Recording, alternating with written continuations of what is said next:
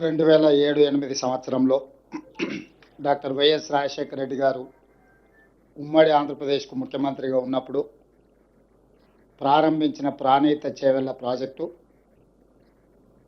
ప్రత్యేక తెలంగాణ రాష్ట్రం వచ్చిన తర్వాత సంవత్సరంన్నర తర్వాత ప్రాజెక్టు రీడిజైనింగ్ల పేరు మీద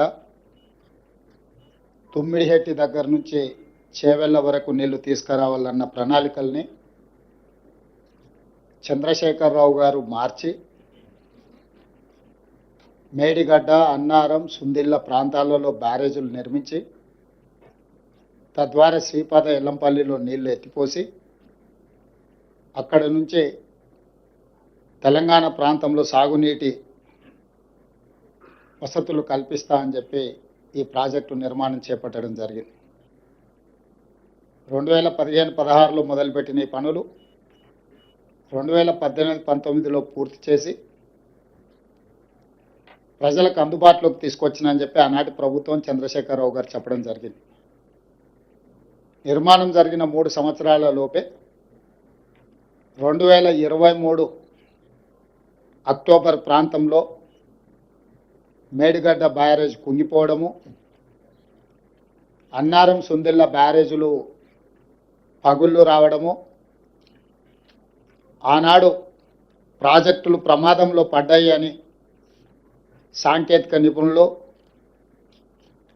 నేషనల్ డ్యామ్ సేఫ్టీ అథారిటీతో సహా కేంద్ర ప్రభుత్వ రంగ సంస్థలు గుర్తించి వాటి మీద విచారణ చేసి ఆ విచారణ సందర్భంగా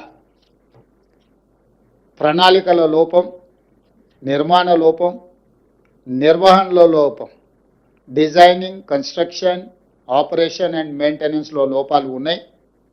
దీని మీద పూర్తి స్థాయిలో విచారణ జరగాలని ఆనాడు రాష్ట్ర ప్రభుత్వానికి చంద్రశేఖరరావు గారు ముఖ్యమంత్రిగా ఉన్నప్పుడే నివేదికలు ఇవ్వడం జరిగింది. ఆ సందర్భంలో పిసిసి అధ్యక్షుడిగా నేను, శ్రీ రాహుల్ గాంధీ గారు మేడిగడ్డ బ్యారేజ్ను సందర్శించి మా కాంగ్రెస్ పార్టీ నాయకులు ఆనాడు బట్టి విక్రమార్క గారు, శ్రీధర్ బాబు గారు, ఉత్తమ్ కుమార్ రెడ్డి గారు ఈ ప్రాజెక్టులను పర్యటనలు చేపట్టి ఇందులో లోపభూయిష్టమైన నిర్ణయాలు, అవినీతి, ఆశ్రిత పక్షపాతము, నిర్లక్ష్య వైఖరి, ఎన్నో లోపాలతో కూడుకున్న నిర్ణయాల వల్ల ఈరోజు దాదాపుగా 1,00,000 కోట్ల రూపాయలు పెట్టి నిర్మించిన కాళేశ్వరం ప్రాజెక్టు పూర్తిగా కూలిపోవడం, దీని మీద విచారణకు ఆదేశిస్తాం ప్రభుత్వం అధికారంలోకి రాగానే అని చెప్పడం జరిగింది. ఎన్నికల మేనిఫెస్టోలో కూడా ఈ విషయం స్పష్టంగా జ్యుడిషియల్ ఎంక్వైరీ చేస్తామని ఆనాడు మేనిఫెస్టో కమిటీ చైర్మన్గా శ్రీధర్ బాబు గారి నేతృత్వంలో కాంగ్రెస్ పార్టీ తెలంగాణ ప్రజలకు మాట ఇవ్వడం జరిగింది. ఆ మాట ప్రకారము 14/3/2024 నాడు జ్యుడిషియల్ కమిషన్ ఎంక్వైరీ చైర్పర్సన్గా పిసి ఘోష్ వారు ఆంధ్రప్రదేశ్ ఉమ్మడి చీఫ్ జస్టిస్గా, సుప్రీంకోర్టు జడ్జిగా మొదటి లోక్పాల్కి వారే బాధ్యత వహించి ఈ దేశంలోనే న్యాయ నిపుణుడిగా, జ్యుడిషియల్ సిస్టంలో అపారమైన అనుభవం ఉన్న వ్యక్తిగా పేరు ఉన్న పిసి ఘోష్ గారిని ఈ కమిషన్ చైర్పర్సన్గా తెలంగాణ రాష్ట్ర ప్రభుత్వం నియమించింది. అక్కడి నుంచి దాదాపుగా 16 నెలలు ఘోష్ కమిషన్ నాటి మాజీ ముఖ్యమంత్రిని, సాగునీటి పారుదల శాఖ మంత్రిని, ఆర్థిక మంత్రిని, ఐఏఎస్ అధికారులను, ఇంజనీరింగ్ అధికారులను, నిర్మాణంలో పాల్గొన్న నిర్మాణ సంస్థల్ని, ప్రజా సంఘాలను, పాత్రికేయ మిత్రులను, ప్రజలు ఎవరైనా ఈ ఓపెన్ విచారణకి ఎవరైనా వచ్చి తమ అభిప్రాయాన్ని చెప్పొచ్చని అందరి నుంచి సమాచారాన్ని సేకరించిన సమాచారం ప్రకారం చంద్రశేఖరరావు గారిని, హరీష్ రావు గారిని, ఈటెల రాజేందర్ గారిని నోటీస్ ఇచ్చి పిలవడం ద్వారా వారిని ప్రశ్నించి వారి ప్రశ్నలకు వాళ్ళు వివరణ ఇచ్చుకోవడానికి, వాళ్ళు తీసుకున్న నిర్ణయాలకు గల కారణాలను, వారు అందించిన సమాచారాన్ని అన్నిటిని కూడా వారు విశ్లేషించడం జరిగింది. విశ్లేషించిన తర్వాత 16 నెలల తర్వాత మొన్న 31 తారీఖు నాడు 665 పేజీల సుదీర్ఘమైన నివేదికను తెలంగాణ రాష్ట్ర ప్రభుత్వానికి పీసీ ఘోష్ కమిషన్ అందించడం జరిగింది. ఆ నివేదికను పూర్తి స్థాయిలో విశ్లేషించి సంక్షిప్తంగా ఒక నివేదిక ఇవ్వడానికి irrigation secretary, law secretary, GID సెక్రటరీతో 3 అధికారులతో ఒక కమిటీని నియమించి ఆ కమిటీ నివేదికను మంత్రివర్గ సమావేశంలో మంత్రులందరూ కూడా వివరించడం జరిగింది. ఇదే కాకుండా 665 పేజీల కమిషన్ నివేదికను ఈరోజు మంత్రివర్గంలో ప్రవేశపెట్టి దాన్ని మంత్రివర్గ ఆమోదం కూడా చేయడం జరిగింది. వాటికి సంబంధించిన సమాచారాన్ని పూర్తి స్థాయిలో మీడియా మిత్రులకు చెప్పాలని మంత్రివర్గ సహచరులందరితోని పత్రికా సమావేశాన్ని ఏర్పాటు చేసి అందులో ఉన్న ప్రధానమైన అంశాలను అన్నిటిని కూడా సాగునీటి పారుదల శాఖ మంత్రివర్యులు ఉత్తమ్ కుమార్ రెడ్డి గారు మీకు సుదీర్ఘంగా వివరించారు. అదేవిధంగా ఆర్థిక మంత్రి, ఉప ముఖ్యమంత్రి భట్టి విక్రమార్క గారు అందులో ఉన్న చాలా విషయాలను మీకు తెలియజేయడానికి ప్రయత్నం చేసింది.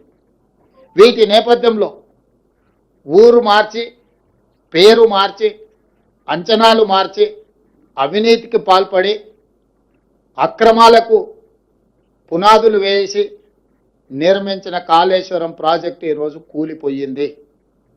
స్పష్టంగా కమిషన్ ఇందులో ఈ వివరాలన్నిటినీ పొందుపరిచింది. దానికి సంబంధించిన ప్రజాప్రతినిధులు, ఐఏఎస్ అధికారులు, ఇంజనీరింగ్ నిపుణులు, నిర్మాణ సంస్థలకు సంబంధించి పూర్తి వివరాలను విశ్లేషణాత్మకంగా వారు రిపోర్ట్ ఇవ్వడం జరిగింది. ఈ నివేదికను ఈరోజు మంత్రివర్గంలో ఆమోదించడమే కాకుండా రాబోయే రోజుల్లో శాసనసభలో ప్రవేశపెట్టి అన్ని రాజకీయ పక్షాలకు వారి అభిప్రాయాన్ని చెప్పే అవకాశం కల్పించి including leader of opposition then chief minister Chandrashekar Rao గారు, ఆనాటి సాగునీటి పారుదల మంత్రులు, ఇతర మంత్రులందరూ కూడా ఆనాటి మంత్రివర్గంలో ఉన్న వాళ్ళందరూ కూడా వాళ్ళ అభిప్రాయాలు చెప్పడమే కాకుండా చట్టసభలలో, శాసనసభలో కావచ్చు, శాసన మండలిలో కావచ్చు, ప్రజాప్రతినిధులు స్పష్టంగా ఈ నివేదిక పట్ల ఒక అవగాహన తెచ్చుకోవడమే కాకుండా వాళ్ళ అభిప్రాయాలను స్వేచ్ఛగా చెప్పడానికి అవకాశం కల్పించాలని ఈరోజు మంత్రివర్గ సమావేశంలో మేము నిర్ణయం తీసుకున్నాం. అందుకే ఈ 665 పేజీల నివేదికను తొందరలోనే శాసనసభ, శాసన మండలి సమావేశాలను ఏర్పాటు చేసి అక్కడ ఈ నివేదికను ప్రవేశపెట్టి అందరి అభిప్రాయాలు పరిగణలోకి తీసుకున్న తర్వాత భవిష్యత్ కార్యాచరణను, కమిషన్ సూచించిన సూచనలను అమలు చేయడానికి ప్రభుత్వం ముందుకు వెళ్తుంది. న్యాచురల్ కదా, వాళ్ళు అదే విధంగా మాట్లాడతారు కదా, వేరే రకంగా ఎందుకు మాట్లాడతారు? ఒకవేళ అదే అయితే ఆ కమిషన్ ముందుకెళ్ళి వాళ్ళు ఎందుకు సమాచారం ఇచ్చిండ్రు, వాళ్ళు ఎందుకు వాదనలు వినిపించిండ్రు? తమకు అనుకూలంగా ఉంటే ఒక రకంగా, తమ తప్పులను ప్రశ్నిస్తే ఇంకొక రకంగా మాట్లాడడం అనేది మొదటి నుంచి వాళ్ళకున్న అలవాటు. ఈరోజు మేము కమిషన్ని వాళ్ళు తప్పుపడుతుండ్రు. ఇంతకుముందు భట్టి విక్రమార్క గారు స్పష్టంగా చెప్పారు, ఇది ఒక రాజకీయ పార్టీ నివేదికను, రాష్ట్ర ప్రభుత్వ నివేదిక కాదు, independent judicial enquiry report headed by Pinaki Chandra Ghosh, imminent personality.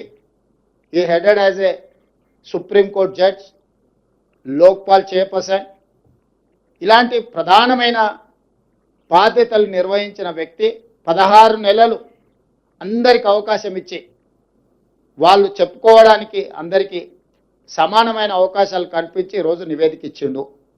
కాబట్టి ఆ నివేదిక మీద ఇంకా ఎవరు ఏ రకంగా మాట్లాడతారు, ఏ రకంగా విశ్లేషణ ఇస్తారు అనేది వాళ్ళ విజ్ఞతకే నేను వదిలేస్తున్నా. మరి వాళ్ళ ఫాదర్ని అడగాలి, ఎందుకనంటే ఎవరికి ఏం మంచి పెట్టిండో వాళ్ళ ఫాదర్కి తెలుసు కదా.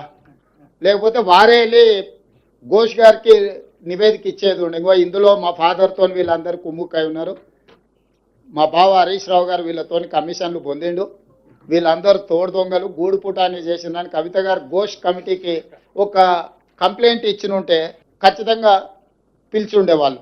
ఇప్పుడు కమిషన్ నివేదిక ఇచ్చిన తర్వాత ఎవరిని ప్రశ్నిస్తుంది? ఒకవేళ ఘోష్ గారిని ప్రశ్నించాలంటే వారు కలకత్తాలో ఉంటారు, కవిత గారు కలకత్తాకి వెళ్ళి ప్రశ్నలు వేయవచ్చు ఉన్నది. ఈరోజు ఇప్పుడు రాహుల్ దీనికి కన్ఫైన్ అవుదాం. అసెంబ్లీలో చర్చలు చేసిన తర్వాత చర్చల సారాంశం ప్రకారం భవిష్యత్ కార్యాచరణ ఉంటుంది.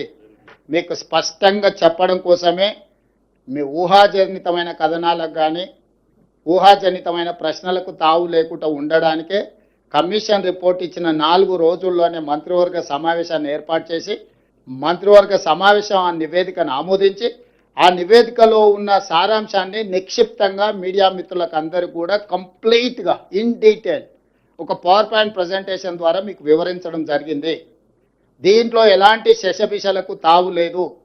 నివేదిక సారాంశాన్ని సూచనల్ని తప్పకుండా ఈ ప్రభుత్వం పాటిస్తుంది.